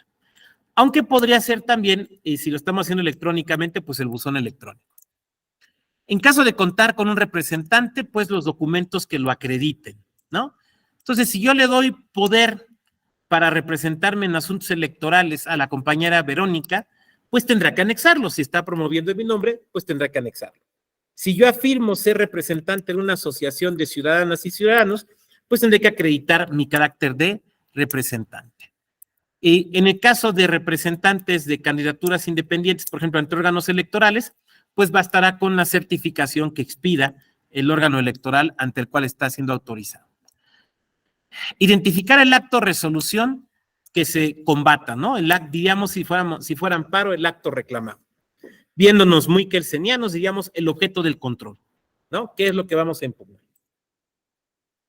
Eso me parece que mientras más precisos seamos, mejor.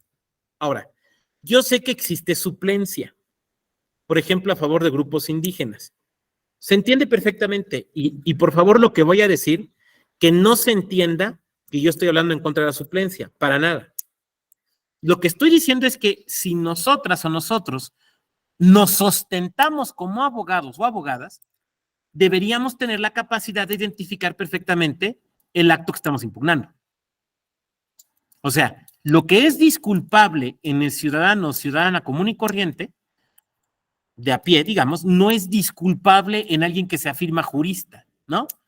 O sea, qué pena si yo en mi tarjeta de presentación digo, Juan Rodríguez, especialista en derecho electoral, y no sé señalar el acto reclamado, pues qué pena, mejor ponga Juan Rodríguez y se acabó. Mencionar de forma expresa y clara los hechos que causan agravios. A ver, aquí me tengo que detener un momento.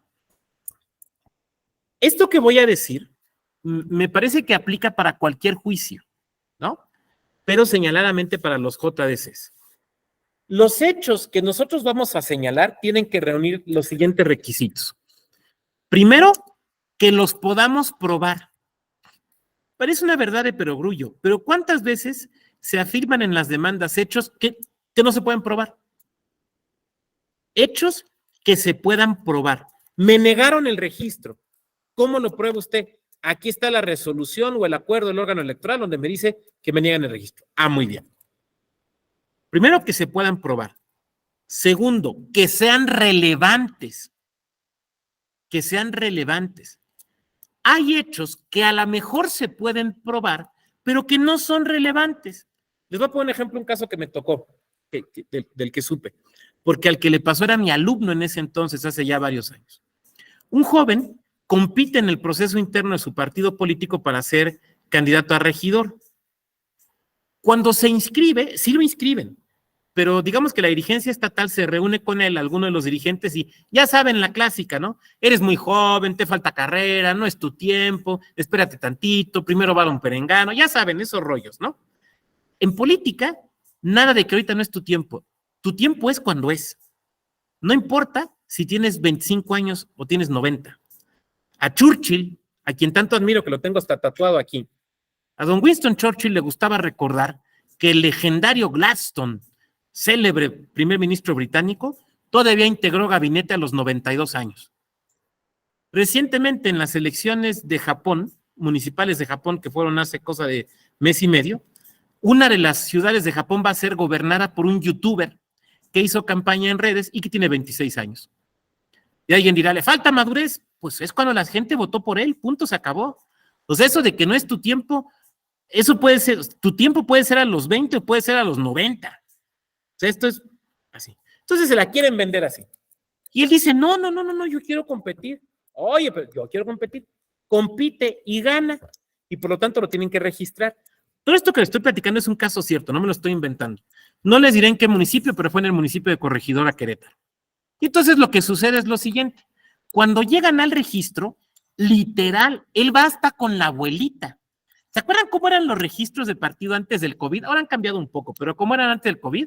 Llegaba la gente del partido, llegaban hasta la abuelita, llevaban la banda, se aparecía el de los tacos, llegaba la del Bon Ice, eran como un poco una fiesta, o sea, se ponía bonito incluso, ¿no? Pues así fue. Llega literal con la abuelita, y al momento de que están viendo el registro, ven que el partido lo quitó, no está en la fórmula que están registrando.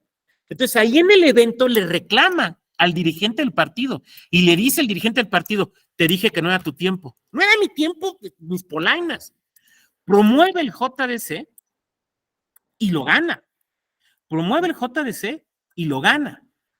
Ahora, regresémonos a esto que estamos hablando de los hechos. ¿Cuáles serían los hechos relevantes? Pues yo creo que un hecho relevante sería, por ejemplo, cuándo salió la convocatoria, cuándo se registró, cuándo se realizó la jornada de consulta, los resultados, cuando le entregaron su constancia de haber ganado en el procedimiento interno. Me parece que eso es relevante. Pero imagine, y que en el registro no lo registraron. Creo que esos serían los hechos relevantes. Pero imagínense ustedes que redactaran un hecho donde dijera, y el 4 de marzo me constituí en el Consejo Municipal del Instituto Electoral, cito en tal parte, porque era el día de los registros, y verifiqué que no aparecía en la lista que estaba registrando mi partido. Si le ponemos punto y final, creo que el hecho, salvo mejor comentario ustedes, está bien. Pero supongan que le pusiera punto y seguido. Y me puse muy triste. ¿Eso qué? Es que lo puedo probar, doctor. Me van a decir, mire, ahí están las fotos que me tomaron, está el video y salgo con cara así como de pajarito que no comió al piste. Sí, salgo todo triste. A ver, ok, sí, no digo que no lo puedas probar, pero ¿es un hecho relevante? ¿El estado emocional en el que estuviste es un hecho relevante? Pues no. Es como si en una demanda de divorcio yo pusiera, me casé bien contento, vean ahí en el video, miren cómo salgo con ojitos de borrego. Pues eso no sirve. Vamos, no aporta a la resolución del asunto. Entonces, hechos que se puedan probar, hechos que sean relevantes, y también es importante, hechos que sean narrados de forma cronológica. Vuelvo a lo mismo, sé que esto parece una verdad de perogrullo, pero de verdad deberían ver las demandas con las que uno se enfrenta a veces, donde te los ponen chuecos, brincados, o luego hay abogados que yo creo que se sienten el nuevo Kelsen y quieren empezar una nueva doctrina, ¿no? Y entonces, en lugar de ponerte los hechos cronológicamente, del más antiguo al más nuevo, te los ponen según la relevancia que tienen, y entonces se saltan las fechas. Y entonces yo digo, oiga, me dan ganas de decirle, oiga, abogado, ¿a usted le pagan para generar una nueva teoría o para ganar el juicio? Porque déjenme les digo un secreto, aprovechando que no nos están grabando. No hay forma de que ganes un juicio si el juzgado o el tribunal no te entiende. No hay manera. O sea, si no te entienden, no hay manera. Tu primera labor como litigante es que te entiendan. Porque puedes tener la razón, pero si no te entienden, ¿qué carambas? Ahora, ¿quieres ser algo muy novedoso? ¿Quieres inaugurar una nueva manera de litigar? Está muy bien. Entonces, mira, vas a hacer lo siguiente. Vas a hacer un artículo, nos lo vas a mandar para la revista Justicia Electoral o para el blog y lo vamos a publicar. Pero no lo hagas con los asuntos. ¿Ok? Hazlo para otras cosas. Entonces, hay que tener cuidado con la redacción de los hechos, ¿no? Yo digo que dice, si no lo vendes bien al juez no prospera, dijo mi primer maestro de derecho, dice Dimitri. Gracias Dimitri por compartirnoslo. Señalar la normativa constitucional o convencional violada. Claro, sabemos que aquí puede haber una corrección por parte del tribunal. Es el viejo apotegma latino, ¿no? Narra mihi factum dabo tibi ius. Nárrame los hechos que yo te daré el derecho. Oiga, no hay que hablar en latín. Bueno, estamos en un foro, digamos, especializado, 1. Y 2, como diría Borges, ¿qué otra cosa es el español sino un dialecto del latín? ¿Y quién soy yo para corregir a Borges? Ofrecer y presentar las pruebas. A ver, aquí quiero platicarles una anécdota. Otra vez anécdotas. Estoy aquí en la escuela judicial, pero el librito no lo tengo aquí, lo tengo en mi oficina y tampoco voy a ir a venir y correr ahorita, ¿no? Ahí les va la anécdota de cómo escribí uno de mis libros o por qué lo escribí. Era yo un Nobel consejero electoral en Querétaro, teníamos muy poquito de haber entrado, estaba yo en mi oficina muy tranquilo y alegre. Y de repente oigo como una se empiezan a... Una persona muy enojada en la recepción. Mi oficina daba inmediatamente a la recepción de consejeros. A ver, éramos un instituto chiquito de 42 personas, entonces no crean que eran unas oficinotas. Ahí estaba. Mi oficina daba a la entrada del edificio y a la recepción. Entonces, pues, oías todo. Y la voz iracunda la reconozco porque era un compañero de la carrera y del doctorado. Entonces salgo y me lo encuentro muy enojado, muy molesto, con cajas destempladas, gritando. ¡Ay! Entonces, digo, vente, ¿qué pasó? Vente, pásate a la oficina. A ver, invítenle un café, pero descafeinado, porque viene muy acelerado. A ver, siéntate, vamos a platicar. ¿Qué pasó? ¿Eres quemado? ¿Cómo es posible? A ver, ¿qué pasó? A mí me extrañó mucho verlo, porque era un abogado, él es un abogado penalista. En algún momento fue uno de los fiscales estrellas en el estado. O sea, creo que no debe ser un mal penalista, pues. Pero pues yo al penal le hice una sola vez y no me gustó y no he regresado a él. Entonces, no sé cómo anda el litigio penal. Bueno, entonces vamos a platicar. Le digo, ¿qué pasó? Estaba enojadísimo porque no le habían admitido sus testigos. Los traigo y no me los admiten en la audiencia. Yo con ganas de decirle, güey, ¿no leíste la ley? Obvio no se lo dije así. Oye, abogado, lo que pasa es que, mira, es que en materia electoral, y créanme que no me lo estoy inventando, yo sé que ustedes se saben historias parecidas. Oye, abogado, es que en materia electoral los testigos no se ofrecen así. Tú vas con el notario, presentan su deposición y la presentas como documental. Y todavía me redarguye, no con mal criterio. Me dice, ¿y dónde queda el principio de contradicción en la testimonial? Lo cual tiene razón, ¿eh? Porque una de las reglas de la testimonial es el contradictorio. El que uno pregunta, pero también puede preguntar el de enfrente. ¿No les ha pasado? A mí me llegó a pasar y me divertía mucho.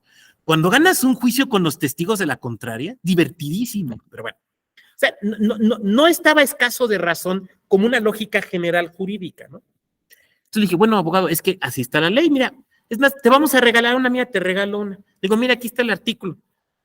Ya, o sea, tuvo que darse cuenta que no había leído la ley electoral. Evidentemente no la había leído. Pero también yo traté de no hacerlo de una forma confrontante, porque cuando eres autoridad, no puedes ser confrontante con la ciudadanía.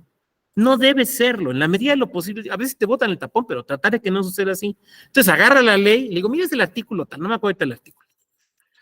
Ay, bueno, sí, pero es que ya como que se fue más tranquilo, ¿no? No del todo contento, pero también tenía que salvar la cara. Yo lo entendí. Entonces, eso hizo que me pusiera a escribir un librito que se llamó Derecho Procesal Electoral Queretano, pensando justamente en estas cuestiones de litigio. Primero lo escribí, pero además uno que está loco, lo escribí en medio de un proceso electoral.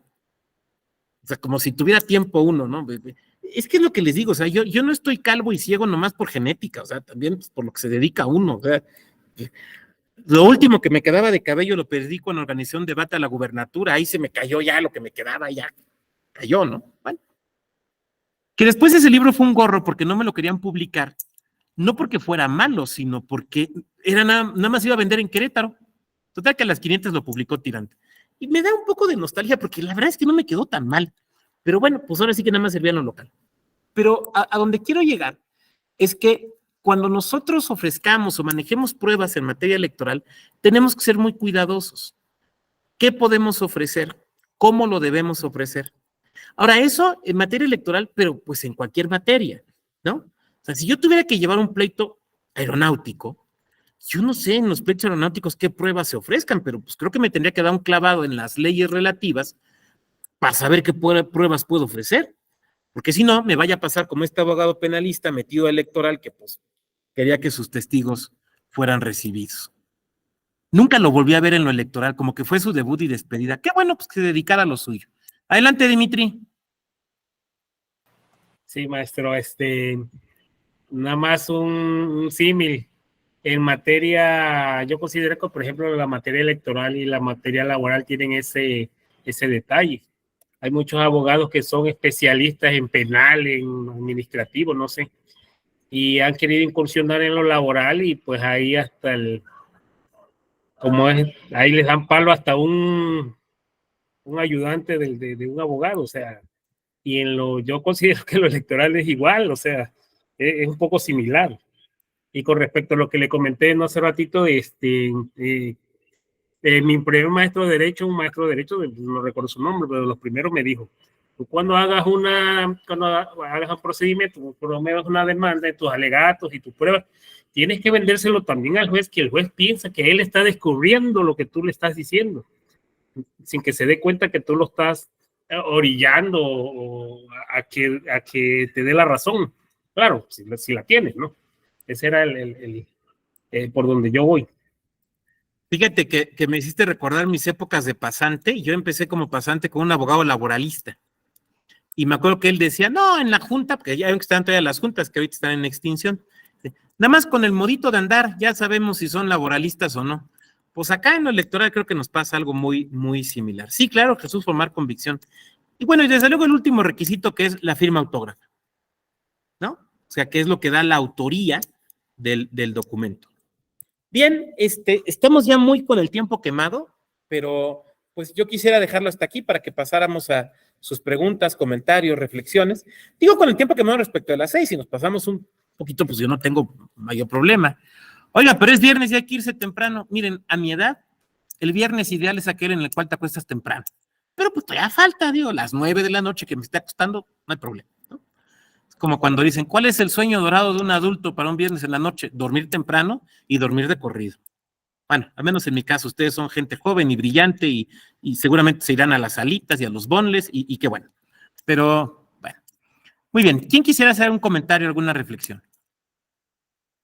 Dale, Raúl. Gracias, profesor. Yo les quiero compartir que a mí me gustó mucho este módulo porque fue precisamente con un JDC que yo estando en quinto de prepa, en el proceso electoral 2017, me quise dedicar al derecho electoral. ¡Ay, qué padre! Mi padre participó como aspirante candidato independiente en la Ciudad de México y el OPLE de aquí de la ciudad emitió un acuerdo en el que decía que quien se registrara de tal a tal periodo iba a contar con los 60 días y de tal a tal periodo con solo 55 días, cuando la ley dice que eran 60 días, y lo impugnamos a través de un per saltum, y ese fue mi primer acercamiento con la justicia. Yo quería estudiar Derecho, mi primer acercamiento con el Derecho fue Derecho Electoral, y de ahí me decidí yo a estudiar Derecho Electoral, y así me enamoré de esta materia.